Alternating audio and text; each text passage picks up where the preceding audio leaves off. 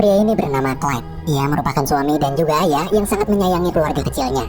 Malam itu di rumah, terlihat Clyde sedang bekerja sambil ditemani anak perempuannya yang juga sedang membuat sebuah gelang untuk sang ayah. Tapi tiba-tiba dia mendengar seseorang mengetuk pintu rumah.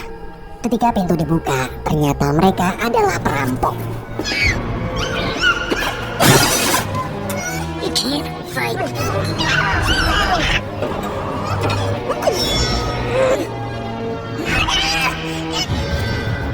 Tak hanya merampok, salah satu perampok itu juga melukai serta memperkosa istri Clyde tepat di depan kedua matanya sendiri.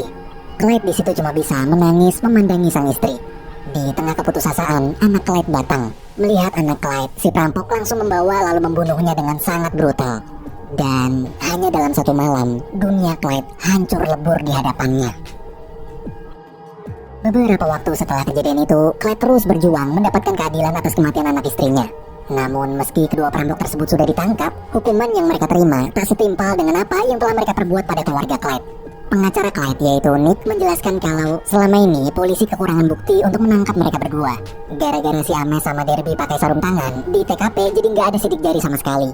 CCTV nggak ada, terus kesaksian Clyde sendiri dinilai lemah karena waktu habis ditusuk, Clyde kondisinya setengah pingsan. Maka dari itu Nick membuat sebuah kesepakatan dengan salah satu dari kedua perampok yang bernama Darby.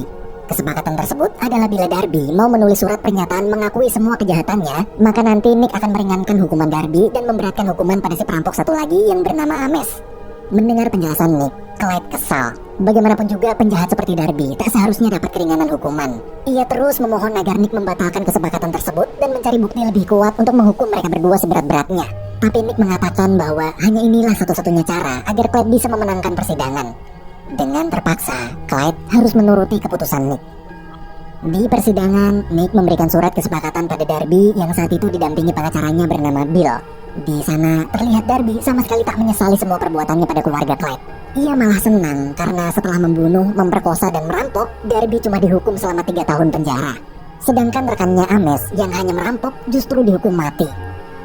Selesai sidang di luar gedung pengadilan, para wartawan sudah berkumpul untuk mewawancarai Nick. Tak lama kemudian, Darby datang menjabat tangan Nick sebagai tanda bahwa mereka berdua telah membuat kesepakatan. Dari kejauhan, Clyde memandangi mereka berdua bersalaman dengan tatapan kecewa. Ia merasa kalau Nick tak bersungguh-sungguh membantunya. Nick seperti cuma ingin kasus keluarga Clyde cepat selesai, tanpa mau memperjuangkan keadilan Clyde dan membiarkan sistem hukum yang salah.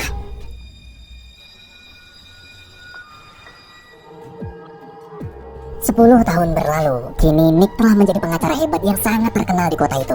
Bahkan para polisi menghormati Nick karena berhasil membantu menangani banyak kasus penting negara. Ia juga sekarang memiliki sebuah keluarga kecil. Namun meski punya hidup sempurna, Nick sebenarnya tak bisa membagi waktu antara pekerjaan dengan keluarganya. Dia selalu mengorbankan waktu berharga bersama keluarga demi urusan pekerjaan. Seperti hari ini, Nick lebih memilih datang menyaksikan eksekusi mati Ames dibandingkan menonton pertunjukan selo anaknya di sekolah.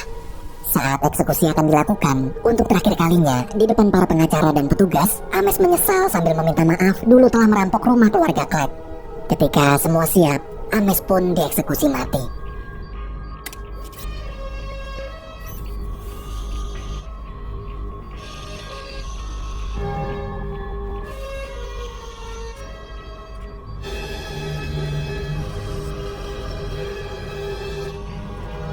Namun beberapa saat setelah Ames disuntik cairan, ia terlihat begitu kesakitan. Melihat kondisi Ames, semua orang di sana panik karena orang yang dieksekusi suntik mati itu seharusnya tak merasakan apa-apa.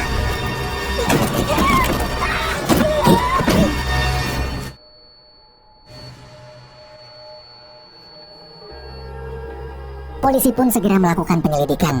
Salah satu polisi di situ menemukan barang bukti sebuah botol berisi racun. Selesai diperiksa, petunjuk mengarah pada Darby. Para polisi bersama Nick kemudian bergegas pergi ke rumah Darby. Sementara di rumah, Darby yang lagi asik pakai narkoba mendadak dapat telepon dari seorang pria misterius. Pria misterius tersebut memberitahu kalau polisi sedang menuju ke rumahnya dan menyuruh Darby segera kabur.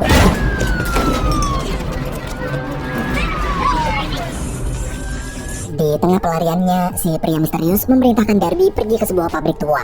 Di sana dia telah membius seorang polisi patroli agar Darby bisa kabur. Dalam mobil patroli, Darby menyuruh polisi tersebut pergi ke suatu tempat. Merasa polisi itu pasti akan memanggil rekan yang lain, Darby pun berniat membunuhnya. Tapi sebelum sempat menembak, pria misterius tadi menelpon lagi. Dan betapa kagetnya dia, ternyata si pria misterius selama ini adalah Clyde yang sedang menyamar sebagai polisi di depannya. Karena panik, Darby langsung menembak Clyde.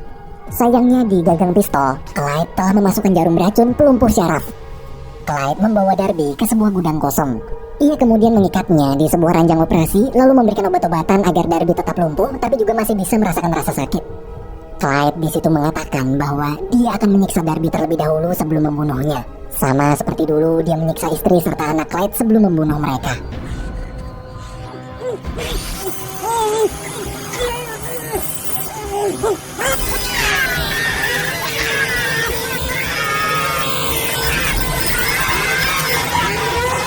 Di sisi lain, setelah tak berhasil menangkap Darby, Nick kembali ke kantor. Saat sedang ngobrol dengan rekannya, dia dapat telepon dari polisi. Di telepon tersebut, polisi mengabarkan kalau mereka berhasil menemukan Darby, namun dalam keadaan sudah termutilasi. Mendengar kabar itu, Nick kaget. Ia lalu mencari tahu siapa pemilik gudang tempat mayat Darby ditemukan. Ternyata Clyde lah pemiliknya. Nick bersama pihak kepolisian pun bergegas pergi menangkap Clyde. Di rumah, Clyde terlihat sudah menunggu kedatangan polisi. Ia ditangkap tanpa perlawanan. Ketika Nick bersama para polisi menggeledah rumah Clyde, mereka bingung menemukan ada banyak sekali buku tentang dasar-dasar hukum. Padahal Clyde bukan seorang pengacara dan dia juga tak pernah sekolah hukum. Nick akhirnya menemui Clyde di penjara. Kali ini dia datang bukan untuk membantu, namun untuk meminta Clyde mengakui semua kejahatannya. Tapi ada yang aneh. Clyde di situ justru malah tak mau mengakui apapun. Ia terus mempermainkan Nick hingga membuatnya kesal. Posisi Clyde sekarang sama seperti posisi Darby dulu, yaitu kurang bukti. Tak ada sidik jari ataupun rekaman CCTV. Clyde ditahan cuma gara-gara gudang tempat Darby tewas adalah atas namanya. Clyde kemudian mengatakan bahwa dia mau membuat surat kesepakatan sama seperti Darby dulu. Anehnya kali ini, Clyde nggak minta hukumannya dikurangin. Dia cuma minta sebuah kasur baru buat tidur di sel tahanan. Mendengar permintaan tersebut, Nick memilih pergi karena merasa Clyde hanya mempermainkannya. Di rumah, putri Nick dapat kiriman sebuah kaset video. Waktu itu bocah nonton videonya, dia langsung teriak ketakutan. Video itu adalah video rekaman saat Clyde memutilasi tubuh Darby. Sang istri lalu menelpon Nick dan menceritakan apa yang terjadi. Nick di situ berusaha menenangkan istri serta anaknya. Ia juga berjanji akan pulang cepat bila pekerjaan sudah selesai. Setelah telepon ditutup, Nick sadar kalau Clyde sekarang benar-benar sedang mempermainkannya. Nick terus memikirkan cara bagaimana agar Clyde bisa segera dipenjara. Sayangnya bukti masih kurang. Mau tak mau, Nick memutuskan untuk menerima tawaran Clyde memberikannya kasur baru. Esok hari di persidangan, Clyde memilih maju sendirian tanpa didampingi pengacara. Hakim kemudian menyuruh menyatakan pembelaan. Di depan hakim, Clyde bukannya mengakui semua kejahatannya, tapi dia malah bilang kalau dia difitnah. Pihak kepolisian tak bisa memberikan satupun bukti bahwa Clyde lah yang membunuh Darby. Mendengar pembelaan itu, Nick marah. Nick mengatakan pada hakim kalau dia dan Clyde telah membuat surat kesepakatan. Namun tanpa menyuruh Nick membacakan tuntutan serta isi surat kesepakatannya, ibu hakim justru menyatakan bahwa Clyde tak bersalah. Mendengar keputusan hakim tersebut, Clyde langsung tepuk tangan lalu mengejek ibu hakim yang dengan mudahnya meloloskan seorang penjahat hanya karena para polisi tak memiliki bukti kuat. Clyde terus menghina hakim hingga membuat ibu hakim marah lalu meminta petugas menahannya. Siang hari ini kembali menemui Clyde. Ia ke sana untuk menagih janji soal detail kejadian bagaimana Clyde membunuh Ames. Di situ Clyde bercerita kalau dia membunuh Ames dengan menyamar sebagai polisi lalu diam-diam menukar tabung cairan dengan racun. Setelah mendengar semua cerita dari Clyde, ketika Nick mau pergi, Clyde mendadak menawarkan sebuah kesepakatan lagi. Kali ini Clyde meminta menu makan siang daging stick dan juga sebuah iPod untuk menemaninya makan. Ia menyuruh Nick mengantarkan makanan itu besok tepat jam 1 siang, nggak boleh telat. Sebagai bayaran, Clyde akan memberitahu di mana lokasi keberadaan Bill, yaitu pengacara yang membantu Darby dalam kasus pembunuhan keluarga Clyde dulu. Mendengar ucapan tersebut, Nick bergegas meminta rekannya mencari tahu kabar tentang Bill. Saat dicari tahu, Nick kaget ternyata Bill telah menghilang selama 3 hari. Karena tak memiliki petunjuk sama sekali soal keberadaan Bill, Nick terpaksa menerima kesepakatan Clyde. Esok hari, makan siang untuk Clyde datang. Tapi para polisi seperti meremehkan ancaman Clyde kemarin. Mereka sengaja mengulur waktu memberikan makan siangnya. Merasa Nick dan para polisi seperti meremehkan ucapannya, Clyde pun dengan sengaja menunda-nunda memberitahu di mana lokasi keberadaan Bill. Setelah dibujuk berkali-kali, Clyde akhirnya mau memberitahu di mana Bill berada. Nick bersama para polisi lalu segera pergi ke sana.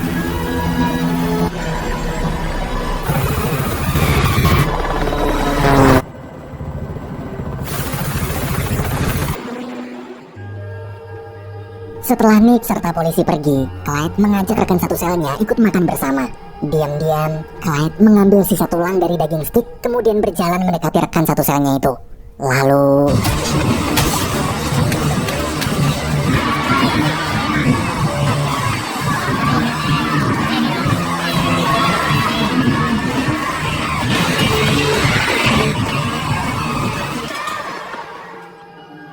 Sesampainya di lokasi, Nick dan para polisi berhasil menemukan Bill dalam keadaan terkubur dengan selang oksigen. Namun sayang, Bill telah tewas hanya beberapa menit lalu. Selesai diperiksa, seorang polisi memberitahu Nick kalau tabung oksigen tersebut sudah diatur agar berhenti tepat jam 1:15. Sedangkan perjalanan mereka ke sana membutuhkan waktu selama 15 menit. Nick di situ menyesal. Jika tadi dia memberikan makan siang untuk Clyde tepat waktu, mungkin Bill masih bisa diselamatkan. Nggak lama kemudian, Nick dapat telepon. Di telepon, Nick dikabari bahwa Clyde baru aja dipindahkan ke sel isolasi akibat membunuh rekan satu selnya. Mendengar kabar barusan, Nick hanya bisa terdiam. Dia bingung apa yang sebenarnya Clyde inginkan. Malam hari, Nick diajak salah satu rekannya bernama Jonas untuk menemui seseorang. Orang itu adalah agen mata-mata Amerika Serikat yang dulu pernah bekerja bersama Clyde. Dia bercerita, Clyde sebenarnya adalah mantan agen rahasia pemerintah. Semasa aktif, Clyde telah banyak membantu para petinggi negara dalam menyelesaikan tugas-tugas besar. Orang tersebut mengakui Clyde adalah agen yang sangat hebat dan tak mungkin bisa dihentikan dengan mudah. Bila Clyde ingin seseorang mati, pasti orang itu akan mati.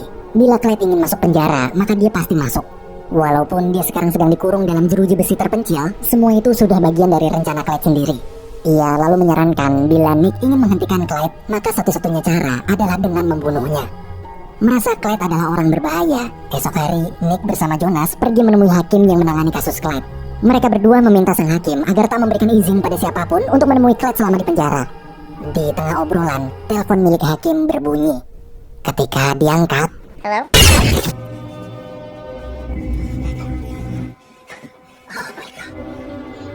melihat sang hakim tewas tepat di depan kedua matanya, Nick benar-benar syok. Ia kemudian menemui Clyde lalu mengatakan kalau Clyde tak harus melakukan semua ini jika tujuannya hanya sekedar balas dendam. Clyde pun menjawab dia melakukannya bukan untuk balas dendam, namun agar Nick sadar bahwa sistem hukum di negara ini telah salah. Clyde kemudian menantang Nick dengan mengajukan kesepakatan lagi, yaitu Nick harus membebaskan dia besok tepat jam 6 pagi. Jika permintaannya tak dituruti, maka Clyde akan membunuh semua rekan kerja Nick. Mendengar ancaman tersebut, Nick merasa khawatir. Ia lalu menyuruh semua rekan kerjanya menginap di ruang arsip penjara demi keamanan mereka. Di sana, rekan-rekan kerja Nick dengan cemas hanya bisa menunggu sampai waktu menunjukkan pukul 6 pagi.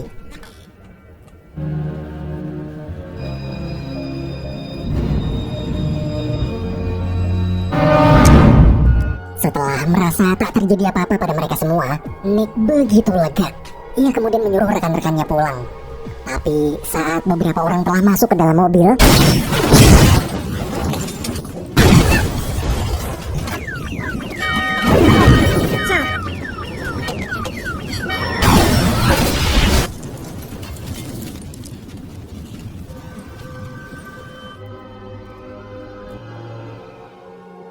berita tentang tewasnya rekan-rekan Nick dengan cepat menyebar ke seluruh kota. Wali kota yang juga melihat berita itu langsung memanggil Nick dan Jonas sebagai pengacara kasus Clyde. Sang wali kota marah. Dia tak menyangka bagaimana Clyde bisa membunuh banyak orang padahal polisi telah mengurungnya di penjara berkeamanan ketat. Nick cuma bisa berjanji pada wali kota bahwa dia akan menyelesaikan kasus ini secepat mungkin.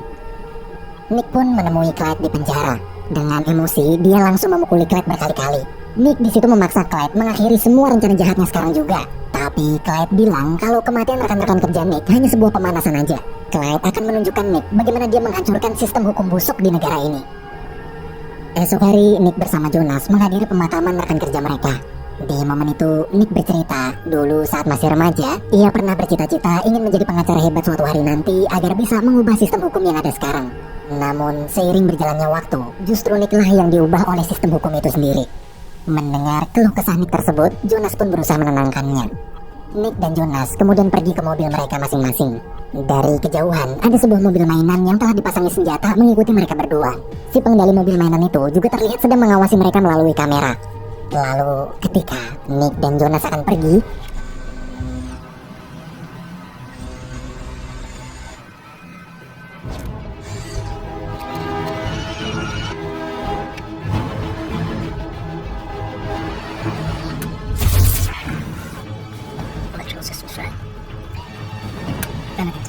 was with me.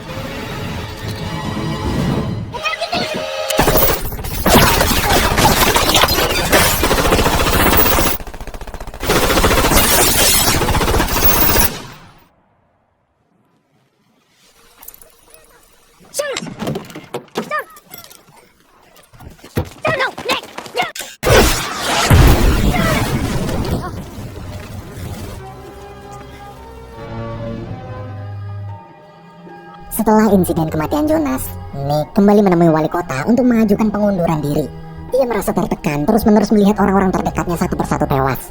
Tapi wali kota tak mau menerima pengunduran diri Nick. Ia malah menyuruh membereskan semua kekacauan yang telah dibuat Clyde secepat mungkin. Sang wali kota lalu mengangkat jabatan Nick agar bisa mendapatkan akses semua informasi negara demi menyelesaikan kasus. Besoknya wali kota mengumpulkan seluruh staf pemerintahan. Ia menyatakan status kota kini dalam keadaan darurat, serta memerintahkan mereka untuk memberikan pengamanan khusus pada warga sekitar sampai kasus ini selesai.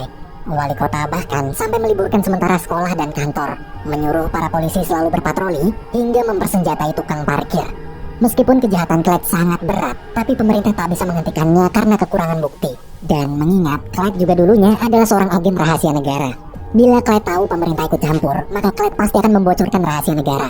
Lalu citra baik pemerintah pasti akan jatuh. Makanya mereka memilih bermain aman. Sementara di ruang arsip negara, Nick menyelidiki semua hal yang berhubungan dengan Clyde. Sampai akhirnya Nick menemukan informasi bahwa Clyde pernah membeli sebuah gudang tua berlokasi di dekat penjara. Merasa Clyde pasti menyembunyikan sesuatu di sana, malamnya Nick bersama seorang polisi pergi ke gudang tersebut. Saat sampai, mereka berdua tak sengaja menemukan sebuah jalan masuk rahasia bawah tanah. Ketika ditelusuri, betapa kagetnya mereka waktu menemukan sebuah ruang rahasia berisi bom serta alat-alat penyamaran. Di situ juga ada sebuah tangga yang mengarah ke sel isolasi tempat di mana Clyde ditahan.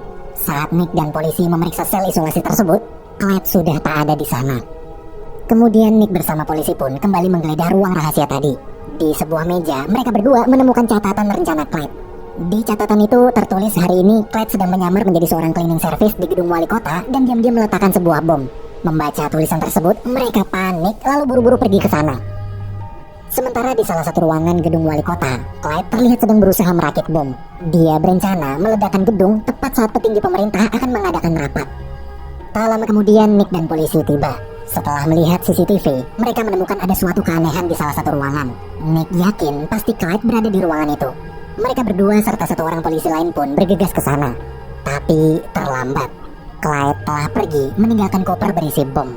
Waktu diperiksa, bom tersebut ternyata dikendalikan dari jarak jauh menggunakan sebuah ponsel. Nick lalu dapat ide. Di sisi lain, Clyde yang belum tahu kalau Nick telah mengetahui semua rencananya, dia dengan santuy kembali ke sel sambil terus memantau jalannya rapat dari sebuah tab. Tapi baru aja Clyde masuk, dia melihat Nick ada di dalam sana menunggunya datang. Nick di situ mengatakan bahwa dia udah tahu semua rencana Clyde. Ia lalu berterima kasih karena Clyde sudah mengajarkannya sebuah pelajaran berharga, yaitu jangan sembarangan membuat kesepakatan dengan seorang penjahat. Nick juga meminta secara baik-baik agar Clyde mau menghentikan tindakannya yang melampaui batas itu. Mendengar ucapan Nick barusan, Clyde merasa sangat lega. Akhirnya Nick bisa mengerti dan menangkap maksud tujuannya melakukan ini semua. Namun keputusan Clyde tetap sama. Ia tetap akan meledakkan gedung wali kota demi mengubah sistem hukum negara. Kemudian, tepat saat Clyde mengaktifkan bom, Nick keluar dan mengunci pintu sel isolasi tersebut. Tiba-tiba terdengar suara dari bawah kasur Clyde. Suara itu adalah suara dari bom yang tadi Clyde rakit di gedung wali kota. Nick ternyata telah memindahkan bomnya ke dalam ruangan Clyde sendiri. Kini, Clyde hanya bisa terduduk pasrah sambil memandangi gelang pemberian putrinya yang sangat ia cintai. Hingga akhirnya, bom itu pun meledak. Meledakkan Clyde sendirian di dalam sana. Sambil berjalan keluar, dalam hati Nick berjanji, mulai sekarang dia akan berjuang memperbaiki sistem hukum agar menjadi lebih baik bagi seluruh masyarakat.